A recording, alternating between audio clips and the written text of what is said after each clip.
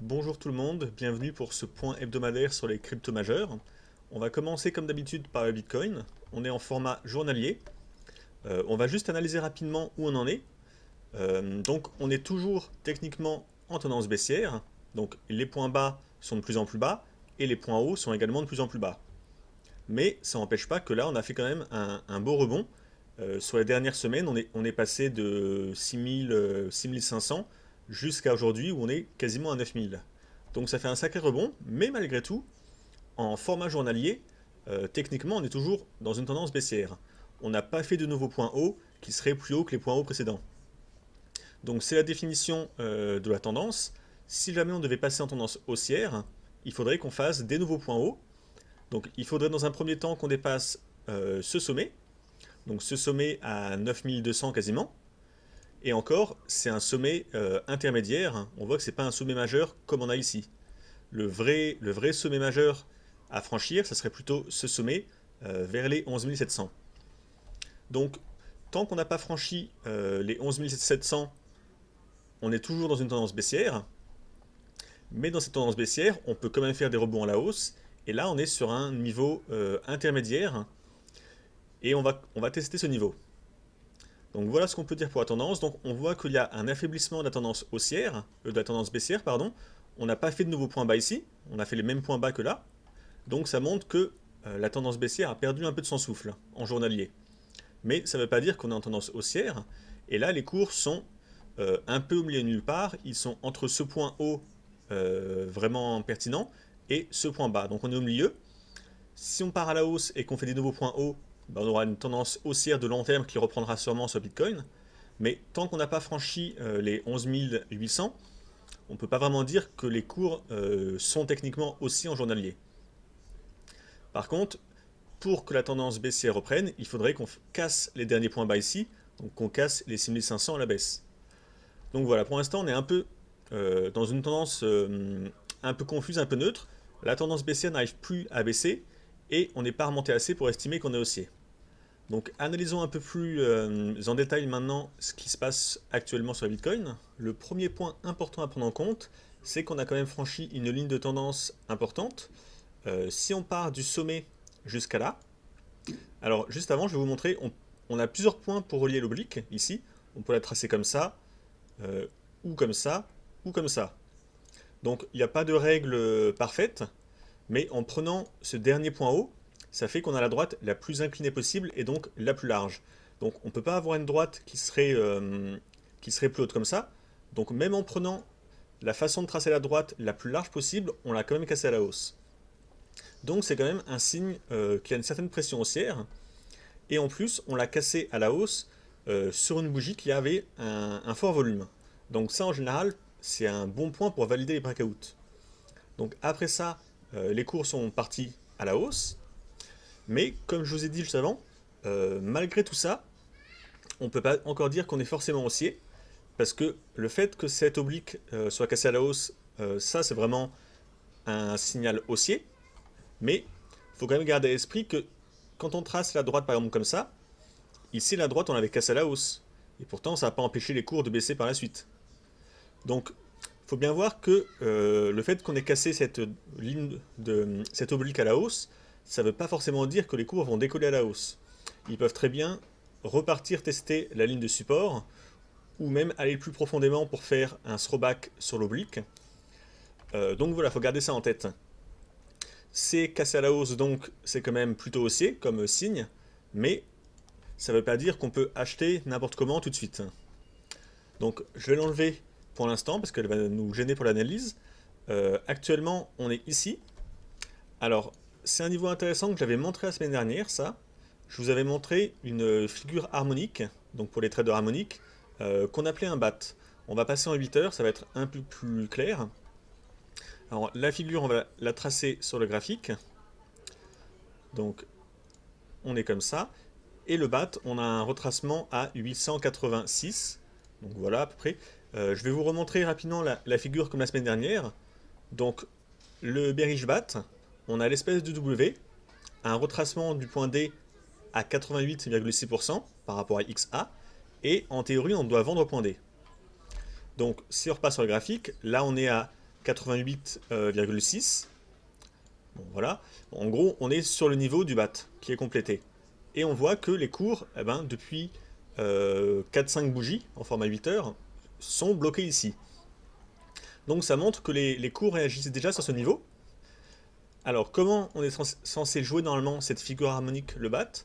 On est censé vendre au point D et mettre un stop au-dessus du début de la figure, donc au-dessus du point X. Donc il faut prévoir un peu de marge au-dessus, parce que il peut très bien y avoir des mèches longues comme ça, surtout sur le Bitcoin. Mais en théorie, là on pourrait vendre. Et donc si on prenait une position de vente, par exemple au cours actuel ici, donc à 8950 au moment où je fais la vidéo, avec un stop un peu au-dessus, avec un peu de marge quand même. Donc mettons un stop par là. Et ce qu'on peut viser en objectif avec la figure, avec le BAT, ça peut être un retour sur le point B dans un premier temps, donc à 7500. Et là, on voit que si on joue ce genre de trade, on a un ratio risque-récompense de quasiment 3 points. Ça veut dire que les bénéfices qu'on vise sont 3 fois supérieurs au risque qu'on prend avec le stop. Par exemple, si on perd, mettons 100 € parce qu'on est stoppé ici, donc à 9450, ça veut dire que si jamais le trade est gagnant, il nous rapportera 3 fois ce qu'on a risqué, donc 300 €. Donc c'est vraiment ça, et c'est pour ça que la figure est intéressante à jouer, parce qu'elle a un ratio risque-récompense très très bon. Donc on ne sait pas si ça va marcher, c'est pas parce qu'on a un BAT et que le schéma nous dit qu'il faut vendre que ça va forcément baisser. C'est comme un triangle ou un biseau, une figure chartiste classique, ça donne des bonnes statistiques de se réaliser, mais c'est pas non plus des trades assurés à 100% du temps. Mais ce qui fait qu'on les joue en général, c'est qu'on a un ratio rendement-risque qui est très bon. Donc là, si on a 3 pour 1, ça veut dire que vous pouvez avoir 2 BAT qui vont ne pas fonctionner, qui vont vous stopper. Si le troisième marche, il vous rembourse les 2 que vous avez perdus avant. Donc statistiquement, on a intérêt à les tenter. Alors qu'est-ce qu'on peut voir en plus de ce BAT? Je vais enlever le BAT pour que ça soit plus clair. On a cette ligne en rouge qui donne le niveau du BAT où il faut vendre, donc le niveau où on est actuellement. On a également un retracement de Fibonacci. Alors je vais prendre mon Fibo par rapport à la vague de baisse qu'on a eue ici. Donc je prends ce point haut et ce point bas. Je regarde les retracements qu'on a. Donc les retracements, j'ai déjà dit, mais je vais réexpliquer pour ceux qui ne savent pas. C'est les corrections haussières qu'on a fait dans cette vague de baisse. Donc là on fait une vague de baisse, les cours remontent, donc c'est la correction haussière, les cours testent le 38, le Fibo 38, ça veut dire qu'ils ont remonté 38% de ce qu'on a descendu avant. Et les niveaux de Fibo, c'est des résistances dans ce sens, ou des supports dans l'autre sens. Donc les 38, on les touche pile poil, on repart à la baisse un peu, mais on n'a pas beaucoup baissé, il y avait encore beaucoup d'acheteurs sur le marché, on est reparti à la hausse, et là, regardez, on a touché pile poil le Fibo 50%, ici, en mèche.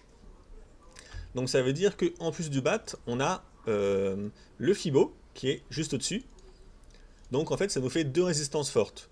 D'une, la résistance du BAT où on est censé vendre, et de 2, le Fibo 50% de la vague de baisse qu'on a eu avant. Et en plus de tout ça, on a ce sommet qu'on a vu en journalier. Donc je vous avais dit, c'est un sommet intermédiaire ici, mais c'est quand même un sommet. Et donc les sommets, ça joue aussi un rôle de résistance. Ça veut dire qu'on peut même étendre notre rectangle qui montre les résistances un peu plus haut. Et dans cette zone entre 8870 et 9200 en gros, on a trois niveaux de résistance différents, le BAT, le Fibo 50 et le sommet à 9200 quasiment. Donc tout ça, c'est une très forte zone de résistance qui va être très dure à casser à la hausse. Et en plus de tout ça, on va repasser en 8 heures, on a également une ligne de tendance qu'on peut tracer à partir de ce point haut avec ce deuxième point haut, donc une simple droite, et vous voyez que là, les cours sont dessus. Donc ça, c'est une ligne de résistance. D'ailleurs, à la baisse, on peut avoir, je pense, quelque chose comme ça, voilà, grosso modo. On a une espèce de biseau d'élargissement ici, et là, on est sur le haut. Donc ça, c'est une résistance, cette ligne en rouge. D'ailleurs, on voit que les cours ici ont bien réagi sur la résistance. Cette première bougie verte très impulsive a été stoppée par la ligne rouge. Ensuite, bougie suivante, alors je vais enlever le cadre, on a Également une bougie avec une haute mèche qui a testé le Fibo 50, mais après c'est repassé en clôture sous l'oblique. Et là on voit qu'on l'a retesté à nouveau ici, pile poil sur la bougie, et ça a rebaissé un peu. Donc on voit que cette ligne est prise en compte par le marché, et cette ligne est vraiment dans le niveau de résistance que j'avais mis avant, en cadre comme ça. Donc ça fait encore une ligne de résistance en plus dans cette zone. Donc on a vraiment plein de niveaux de résistance ici. Si on passe en 4 heures, ici on a eu un doji étoile filante. Donc vous voyez, je vais vous grossir un peu, voilà. Une grande mèche haute avec un tout petit corps ici et une toute petite mèche basse qu'on tolère. Ça c'est un signal très baissier. Je vous remontre rapidement l'étoile filante. Je l'avais déjà montré la semaine dernière le schéma, mais comme ça, ceux qui ne l'ont pas vu, ils voient à quoi ça correspond. Donc c'est en tendance haussière, une grande mèche haute avec un tout petit corps, noir ou blanc, peu importe, et ça annonce un changement de tendance. Les règles pour les étoiles filantes, c'est que le corps doit être relativement petit en bas, on ne doit pas avoir de mèche en dessous, ou alors on tolère une toute petite mèche, et la taille de la mèche haute au-dessus doit être au moins 2 fois supérieure à la taille du corps. Donc là on a vraiment une étoile filante quasiment parfaite, avec une petite mèche basse, mais ça c'est pas grave. Ensuite on voit que ça a baissé sur la bougie suivante, avec d'ailleurs un pic de volume. Mais ensuite c'est reparti à la hausse. On a retesté l'oblique en rouge. Alors c'est pas rare, c'est même assez fréquent qu'on revienne tester la partie haute de la mèche de l'étoile filante, donc cette zone en gros. Les cours viennent souvent en tester, et c'est là qu'on a le vrai test décisif. Pour que l'étoile filante fonctionne, il ne faut pas qu'on dépasse la mèche en clôture ici. Alors des fois on revient tester un peu au-dessus avec d'autres mèches, mais il ne faut pas qu'on clôture au-dessus de cette mèche. En général on dit que si on clôture au-dessus de la mèche, donc la mèche est à 9069 ici, c'est que l'étoile filante n'a pas marché et ça l'invalide. Donc pour l'instant, ça fait peut-être un peu peur ici, on voit, il y a eu des mèches, mais pour l'instant, on n'a pas franchi ce niveau en clôture. Et là, c'est juste un retest du haut d'étoile filante. Donc, par rapport à notre scénario, avec tout ce qu'on a vu avant, on est toujours dans la zone de résistance très résistante, et les cours hésitent, ça peut très bien repartir à la baisse dans les prochaines bougies, ou si ça monte encore, ben, ça invalidera l'étoile filante, mais on aura quand même ce niveau au-dessus, donc je vais dézoomer, ce niveau qui correspond au double top. Donc on peut se dire que même si le bat n'a pas marché, même si on dépasse un peu l'oblique, on a en dernière résistance ce double top qui doit être défendu par les prix. On va passer en format 2 heures pour voir à plus court terme ce qu'on peut attendre. Et j'ai rajouté les indicateurs MACD, RSI et stochastique. Alors, le MACD, on a un signal de vente ici, le croisement de la ligne de signal et de la ligne de MACD. Donc c'est un signal de vente théorique. Le RSI, alors le RSI, on a une divergence baissière. Donc ça veut dire que sur le RSI, les sommets sont de plus en plus bas, alors que sur les cours, on a le mouvement inverse. Les sommets sont de plus en plus hauts ici.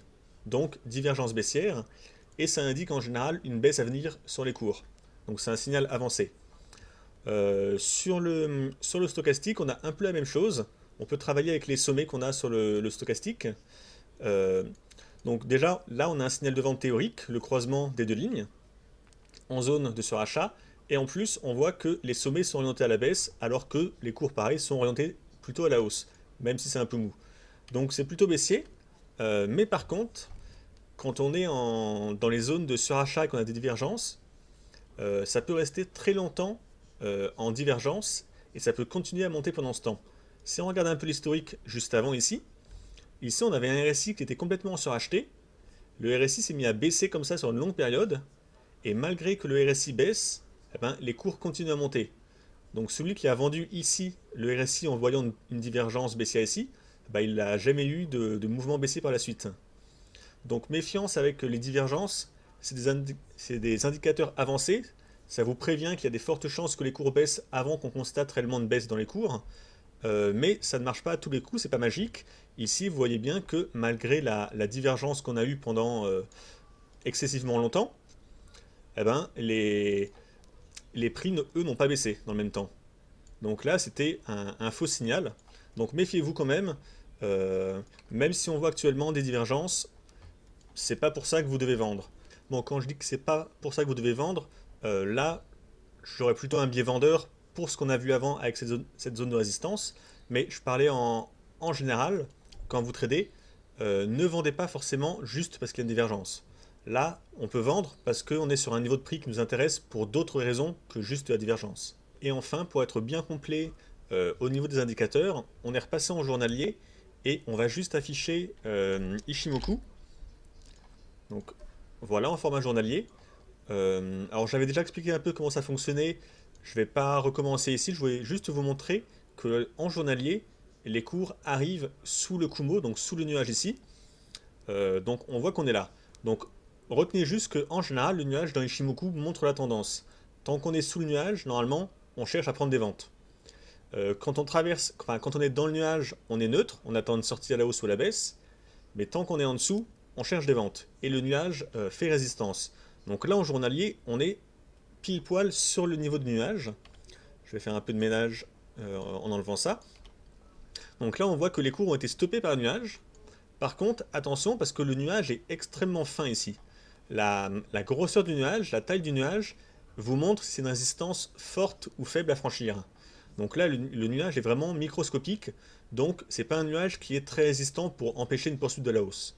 Mais ça reste quand même un niveau de résistance malgré tout, et les cours sont pour l'instant sous le nuage. Donc, statistiquement parlant, il y a quand même des chances que le nuage bloque la hausse des cours et que ça reparte à la baisse. On va arrêter là sur le Bitcoin. On a revu pas mal d'éléments dont j'avais déjà parlé la semaine dernière, mais la semaine dernière, je vous avais déjà montré le BAT, mais on ne l'avait pas encore atteint. Cette fois, on l'a atteint, donc j'avais pas énormément de nouvelles choses à dire, mais au moins, on sait vraiment qu'on est sur un niveau résistant ici. On va passer aux autres cryptos maintenant. Sur le Néo en journalier, on est toujours dans le canal baissier. La semaine dernière, on avait vu ici, je vous disais, il faut attendre une cassure de ce canal, donc une cassure haussière, pour vouloir rentrer long pour du long terme. Pour l'instant, on ne l'a pas encore fait. Là, on est sur cet ancien point haut, donc c'est un niveau de résistance à franchir.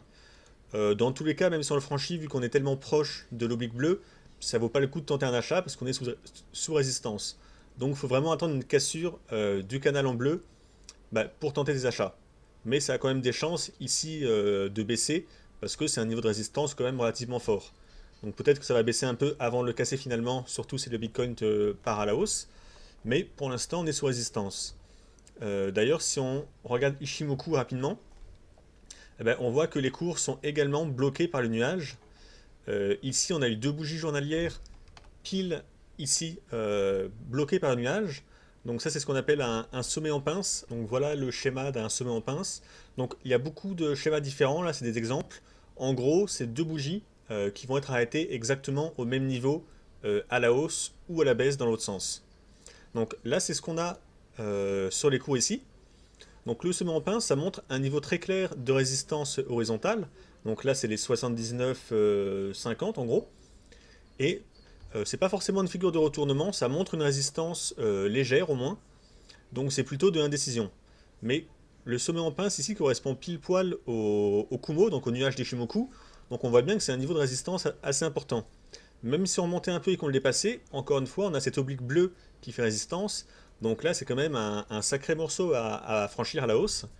Donc tant qu'on n'a pas nettement cassé cette oblique bleue à la hausse, pour moi, il n'y a pas de raison de vouloir passer acheteur pour du long terme. Sur l'Ethereum, on a cassé à la hausse la ligne de tendance qu'on avait vue ici. Donc on est sorti à la hausse du canal baissier, avec une belle bougie haussière ici. Et actuellement, on est à ce niveau-là, et ça correspond à un niveau de résistance qui est quand même assez conséquent. Donc c'est ce point bas. Donc en fait, c'est une zone avec les mèches assez grandes. Mais gardons que le haut de la zone, on est sur cette zone. Donc ici.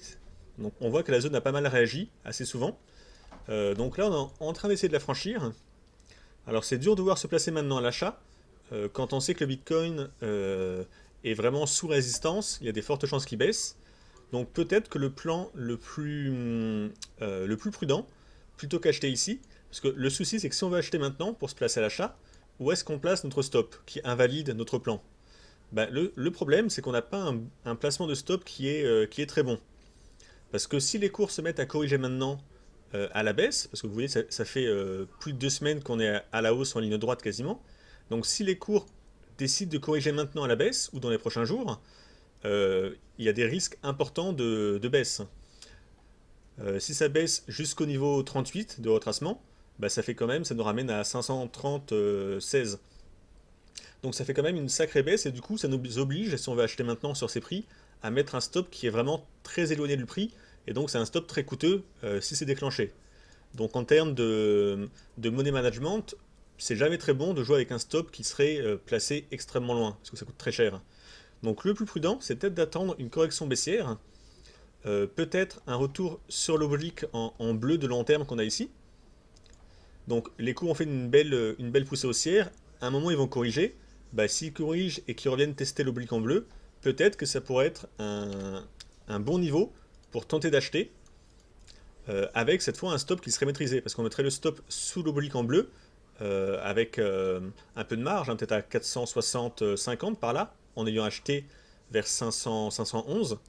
Et là, on a un stop qui est relativement serré, donc un stop pas très coûteux. Donc c'est plus prudent, surtout que si on regarde un peu les indicateurs, le RSI s'approche de sa zone de surachat et le stochastique est déjà largement, même très largement suracheté. Donc il y a peut-être une phase de correction qui va arriver bientôt.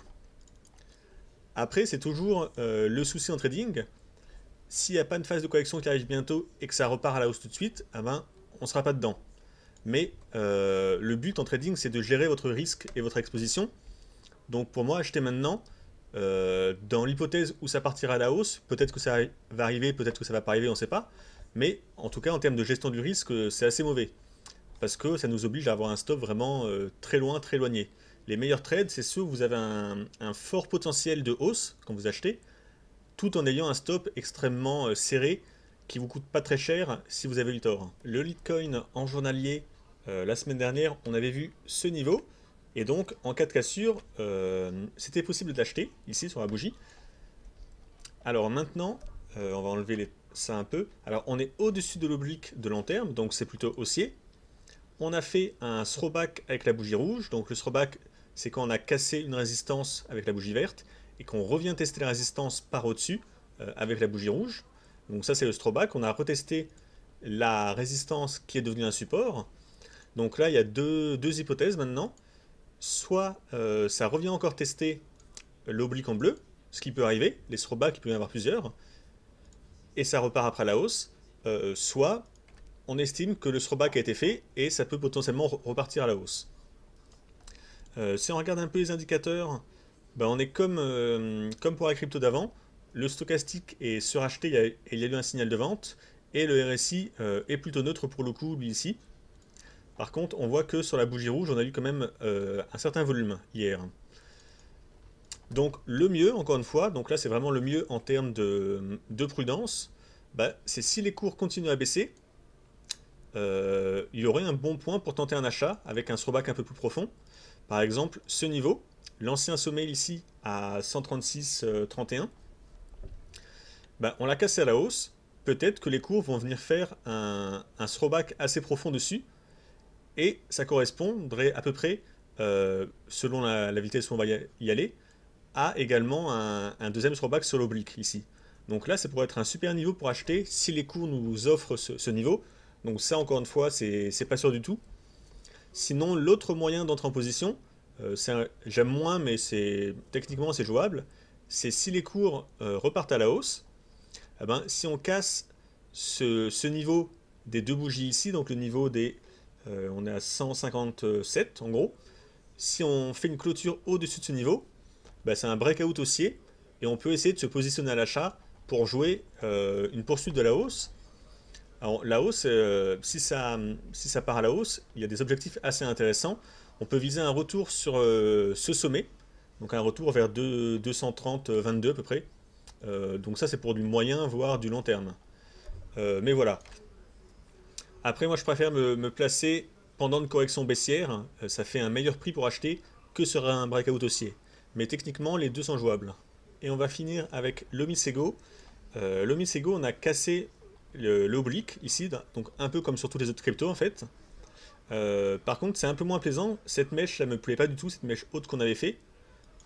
Euh, Là, l'objectif à moyen terme, c'est un retour sur le sommet ici. Donc ça, on l'avait déjà vu, je crois, à 19,96. Mais par contre, j'ai du mal à vouloir acheter maintenant sur ces prix, parce qu'on a fait un mouvement haussier tellement impulsif ici, que j'ai du mal à croire que le mouvement haussier continue jusqu'à ce niveau-là, sans qu'il y ait une correction baissière avant. Ça ferait vraiment un sacré mouvement haussier d'un coup. Donc le problème, c'est que si on achète maintenant pour viser ce sommet, eh ben, si entre-temps il y a une correction baissière, ben, on va sûrement se faire sortir. Donc là, j'attendrai plutôt une correction baissière pour essayer d'acheter, pour me placer. Donc bah, correction baissière, comme on a vu en fait sur la crypto d'avant, un throwback peut-être sur l'oblique en bleu ici, sachant qu'on a également ce petit sommet là, donc à 12,67, avec une tentative d'achat peut-être pour aller chercher ce sommet après, euh, avec toujours l'oblique bleu en zone de support, qui fait un deuxième support avec ce niveau horizontal en rouge. Côté indicateur, on a alors le stochastique est plutôt neutre. Ah, sur le RSI, on a une petite divergence baissière qui est apparue. Donc là, vous voyez, on a vraiment deux sommets alignés à la baisse, alors que les cours, eux, bah, n'ont pas fait de point bas. Donc eux, ils sont alignés plutôt à la hausse. Donc on aurait quelque chose comme ça. Bon, cette mèche, on va pas la prendre en compte, mais là, vous voyez, les cours sont haussiers, alors que sur le RSI, les sommets sont baissiers. Donc là, on a une divergence baissière. Donc peut-être que ça pourra annoncer bah, ce throwback qu'on aimerait bien avoir pour tenter de se placer à l'achat.